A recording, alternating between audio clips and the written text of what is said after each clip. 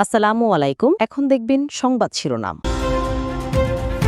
ভয়াবহ আগুনে ভস্মীভূত করাইল বস্তির প্রায় ১,৫০০ ঘরবাড়ি। ৫ ঘণ্টায় নিয়ন্ত্রণে আনে ফায়ার সার্ভিস। ক্ষতিগ্রস্ত বস্তিবাসীর রাত কাটল খোলা আকাশের নিচে। মনোনয়ন ঘিরে বিএনপিতে প্রকাশ্য অন্তর্কোন্দল। প্রার্থী পরিবর্তনের দাবিতে অন্তত ৬০টি আসনে চলছে বিক্ষোভ। যোগ্যদের মূল্যায়নের আশ্বাস নীতি নির্ধারকদের। গণভোটের ব্যালট হবে রঙিন, টানা প্রচারণা চালাবে সরকার। উপদেষ্টা পরিষদে অধ্যাদেশ অনুমোদন। নির্বাচন সুষ্ঠু করতে পর্যবেক্ষকদের সহযোগিতা চায় ইসি। চট্টগ্রামে ঠান্ডাজনিত রোগের প্রকোপ, আক্রান্তদের বেশিরভাগই শিশু। ঋতু পরিবর্তনের সময়টায় বেড়েছে সাধারণ ফ্লু সংক্রমণ, বলছেন চিকিৎসকরা। কর্পোরেট ট্যাক্স কমিয়ে করজাল বিস্তৃত করার পরামর্শ ব্যবসায়ীদের। ডিসেম্বর থেকে বন্ড ব্যবস্থা অটোমেশনের আওতায় এলে কর ফাঁকি কমবে, আশা এনবিআরের। এতক্ষণ শুনছিলেন সংবাদ শিরোনাম, এখন দেখবেন বিস্তারিত। রাজধানীর করাইল বস্তিতে ভয়াবহ অগ্নিকাণ্ডে প্রায় ১,৫০০ ঘরবাড়ি পুড়ে গেছে। সর্বস্ব হারিয়ে আশপাশের সড়ক ও টিএনটি মাঠে আশ্রয় নিয়েছে বস্তিবাসী। ফায়ার সার্ভিস জানায় ১৯টি ইউনিট ৫ ঘণ্টার চেষ্টায় আগুন নিয়ন্ত্রণে আনে। প্রায় প্রতিটি বাড়িতেই গ্যাস সিলিন্ডার থাকায় আগুন দ্রুত ছড়িয়ে পড়ে। ঘটনা তদন্তে ৫ সদস্যের কমিটি গঠন করা হয়েছে। আগুনের ঘটনায় গভীর উদ্বেগ ও সমবেদনা প্রকাশ করেছেন প্রধান উপদেষ্টা ডক্টর মোহাম্মদ ইউনূস। ক্ষতিগ্রস্তদের পুনর্বাসনে সহায়তার আশ্বাস দিয়েছেন। মঙ্গলবার সন্ধ্যার কাছাকাছি সময় ভয়াবহ আগুন লাগে মহাখালীর কড়াইল বস্তিতে। সন্ধ্যা ৫টা ২২ অগ্নিকাণ্ডের খবর পেয়ে ঘটনাস্থলে পৌঁছে আগুন নিয়ন্ত্রণে কাজ শুরু করে ফায়ার সার্ভিস। কড়াইল বস্তিতে লাগা এ যাবৎকালের সবচেয়ে ভয়াবহ আগুনে ভস্মীভূত হয়েছে শত শত ঘরবাড়ি। আগুনের ভয়াবহতার মধ্যে কোনো রকমে জীবন নিয়ে বস্তির বাইরে বেরিয়ে আসে মানুষ। আগুনের লেলিহান শিখা মুহূর্তেই ছড়িয়ে পড়ে বস্তি জুড়ে।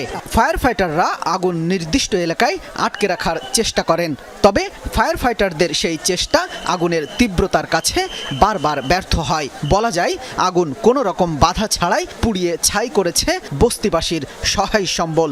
সর্বস্ব হারিয়ে সড়ক ও মাঠে আশ্রয় নিয়েছে বস্তিবাসী। তিলে তিলে জমানো অর্থ ও সামগ্রী হারিয়ে অনেকে বিলাপ করছেন। ফায়ার সার্ভিসের গাড়ি ভেতরে ঢুকতে না পারায় শুরুতে আগুন নিয়ন্ত্রণে আনতে বেগ পেতে হয়। পানি সংকটেও অল্প সময়ের জন্য আগুন নেভানোর কাজও বন্ধ থাকে। এ সময় আগুন আরও তীব্র গতিতে ছড়িয়ে পড়ে। এরপর বস্তির ভেতরের খালে পাম্প বসিয়ে দীর্ঘ পাইপ জোড়া লাগিয়ে পানি দেয়া শুরু হলে আগুন একটা গণ্ডির মধ্যে রাখতে সমর্থ হয়। আগুনের উৎসের কাছে পৌঁছাতে না পারার কারণেই আগুন ছড়িয়ে পড়ে বলে জানায় ফায়ার সার্ভিস। মনোনয়ন ঘিরে বিএনপির অন্তর্কোন্দল এখন প্রকাশ্য। প্রার্থী পরিবর্তনের দাবিতে অন্তত ৬০টি আসনে চলছে বিক্ষোভ, যা স্পষ্ট করেছে বিভেদ বিভাজন। দলের ঐক্যবদ্ধ থাকার আহ্বানও আমলে নিচ্ছে না তৃণমূলের অনেক নেতাকর্মী, জানিয়ে বিব্রত বিএনপি। তবে ঘোষিত প্রার্থী তালিকা থেকে কিছু আসনে পরিবর্তনের আভাসও দিয়েছেন দলের নীতি নির্ধারকরা। সে সঙ্গে মনোনয়ন পাননি এমন যোগ্যদের মূল্যায়নের আশ্বাসও দিচ্ছেন তারা। ২৩৭টি আসনে কেন্দ্রের মনোনয়ন ঘোষণার পর থেকেই প্রতিক্রিয়া জানাচ্ছে বিএনপির তৃণমূল। প্রায় ১ মাস পরেও মনোনয়ন বঞ্চিতের পক্ষে সরব নেতাকর্মীরা। ঘোষিত প্রার্থীর বিপক্ষে বিদ্রোহ ঘোষণা করে কেন্দ্রের নজর কাড়ার চেষ্টা করছেন তারা। কোথাও কোথাও প্রার্থী বদলের দাবিতে কর্মসূচি পালন করতে গিয়ে মনোনয়ন প্রাপ্তির সমর্থকদের সঙ্গে সংঘর্ষে জড়ানোর ঘটনাও আছে। মূলত বিতর্কিত ১/১১ সংস্কারপন্থী, হাইব্রিড কিংবা বহিরাগত দাবি তুলে এই বিক্ষোভ। ত্যাগীদের মূল্যায়ন হয়নি এমন অভিযোগে দেশের নানা প্রান্তে ঘোষিত ২৩৭টি আসনের মধ্যে ৬০টির অধিক আসনে বিক্ষোভ অব্যাহত রেখেছে তৃণমূল। কর্মীদের দাবি প্রার্থী পরিবর্তনের। প্রতিদিনই নতুন নতুন এলাকা যুক্ত হচ্ছে এই বিক্ষোভের তালিকা। বিএনপির প্রাথমিক মনোনয়নপ্রাপ্তদের নাম ঘোষণার পর তৃণমূলের বিক্ষুব্ধ এমন প্রতিক্রিয়ায় বিব্রত হলেও এটিকে স্বাভাবিকই বলছেন দলের শীর্ষ নেতারা। স্বাভাবিকভাবে যারা উৎসাহী ছিল। মনোনয়ন পরিবর্তনের দাবি যাচাই বাছাইও করছে কেন্দ্র। সেই সঙ্গে চেষ্টা চলছে সমঝোতারও। কয়েকটি আসনে প্রার্থী পরিবর্তনের আভাসও দিচ্ছেন নীতি নির্ধারকরা। আশ্বাস দিচ্ছেন মনোনয়ন বঞ্চিতকে নানাভাবে মূল্যায়নের। আমরা বিভিন্নভাবে রাজনৈতিকভাবে তাদেরকে মূল্যায়ন করব, কিন্তু মনোনয়ন একজনকেই দিতে হবে। যেহেতু আমরা এটা ফাইনাল সিলেকশন বলছি না, আমাদের এখানে পুনর্বিবেচনার সুযোগ আছে। ২-১টা ক্ষেত্রে যদি দলের সিদ্ধান্ত সঠিক না হয়, সেই ক্ষেত্রে এটা পুনর্বিবেচনার সম্ভাবনা আছে, তবে সেটা খুব বেশি জায়গায় হয়তো দেখা দিবে না। তবে তফসিলের পর দলের চূড়ান্ত প্রার্থিতা ঘোষণা হলে এমন বিক্ষুব্ধ প্রতিক্রিয়ার প্রেক্ষিতে কঠোর হবে বিএনপি। জুলাই জাতীয় সনদ বাস্তবায়নে গণভোট অধ্যাদেশ জারি করে গেজেট প্রকাশ করা হয়েছে। ফলে সংসদ নির্বাচনের দিনই হচ্ছে বহুল আলোচিত গণভোট। আইন উপদেষ্টা আসিফ নজরুল জানিয়েছেন 4টি প্রশ্নের জন্য উত্তরের সুযোগ থাকছে মাত্র একটি। রঙিন ব্যালটে একটি হ্যাঁ বা নাতে টিক দিয়ে মতামত জানাবে ভোটার। এ সময় নির্বাচন কমিশন সচিব আক্তার আহমেদ জানান 5 ডিসেম্বরের মধ্যে চূড়ান্ত হচ্ছে ভোটার তালিকা। কাঙ্ক্ষিত জুলাই সনদ বাস্তবায়নে জাতীয় নির্বাচনের দিনেই গণভোটের আয়োজন করেছে অন্তর্বর্তী সরকার। মঙ্গলবার যমুনায় যার অধ্যাদেশ অনুমোদন করেছে উপদেষ্টা পরিষদ। বিকেলে বিষয়টি নিয়ে ফরেন সার্ভিস একাডেমিতে গণমাধ্যমে ব্রিফ করেন আইন উপদেষ্টা আসিফ নজরুল। জানান জুলাই সনদ স্বাক্ষরকারী প্রতিটি রাজনৈতিক দল 30টি প্রস্তাবে ঐক্যমত্যে পৌঁছেছে। এছাড়া যারা এখনো স্বাক্ষর করেননি তারাও বিষয়গুলোতে সম্মত। আসিফ নজরুল জানান গণভোটের প্রশ্ন থাকবে একটি। নিচে কোন কোন ক্ষেত্রে জুলাই সনদের গণভোট চাওয়া হচ্ছে তা নিয়ে 4টি প্রস্তাব থাকবে। একটি মাত্র প্রশ্ন থাকবে।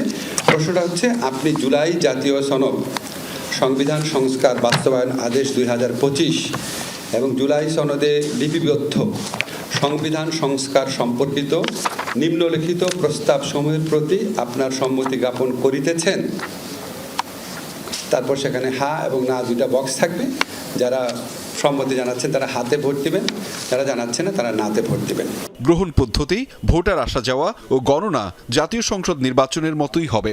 ভোট গ্রহণে কোনো কেন্দ্রে ঝামেলা হলে অধিকাংশ ক্ষেত্রে যে ভোট পড়বে তা বিবেচনা করে পুনরায় ভোট হবে কিনা তা নির্ধারণ করা হবে। শীত অনুভূত হওয়ার সাথে সাথে চট্টগ্রামে বাড়ছে ঠান্ডাজনিত রোগের প্রকোপ। আক্রান্তদের বেশিরভাগ শিশু। জ্বর, শ্বাসকষ্ট, নিউমোনিয়া, ডায়রিয়া নিয়ে প্রতিদিন সরকারি বেসরকারি হাসপাতালে ভর্তি হচ্ছেন অনেকে।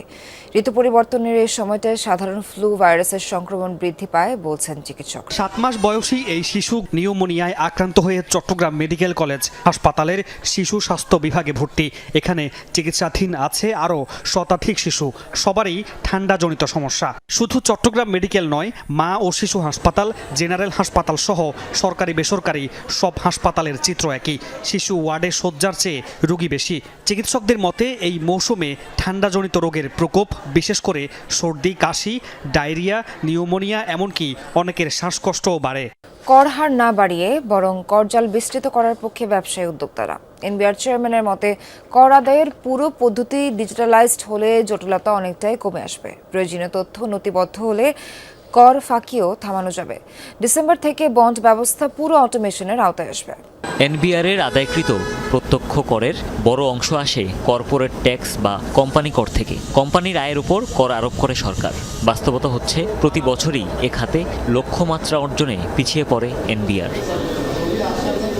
কর্পোরেট হাউস ও রাজস্ব কর্মকর্তাদের বোঝাপড়া নিয়ে অভিযোগ কম নয়। ব্যবসায়ীরা বলছেন প্রতিযোগী দেশের তুলনায় করের হার কিছুটা বেশি। বৈষম্য আছে খাতভিত্তিক কর হারেও। আমদানি রপ্তানির ক্ষেত্রে শুল্ক নিয়ে বিভক্তি ও উৎসে কর, দ্বৈত করের বোঝা নিয়েও আছে ব্যবসায়ীদের ক্ষোভ। হার কমিয়ে করজাল বিস্তৃতের প্রস্তাব তাদের।